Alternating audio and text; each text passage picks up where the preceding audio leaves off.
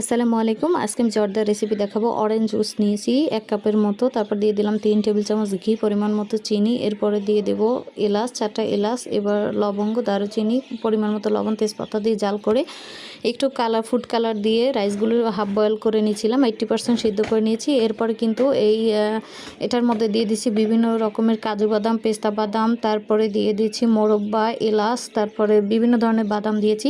এরপরে এটাকে চুলায় ভালোভাবে নেড়েচেড়ে একদম পারফেক্ট মতো রাইসটা তৈরি করে এরপরে এটাকে যখন ঝরঝরা হয়ে যাবে তখন নামিয়ে ফেলবো। নামানোর পরে আমি কিন্তু এটাকে সুন্দর করে দেখাবো। আমার ভিডিওগুলো যদি আপনাদের কাছে মনে হয় যে সহজ এবং ভালো লাগে, অবশ্যই আমার চ্যানেলটি সাবস্ক্রাইব করে দিবেন।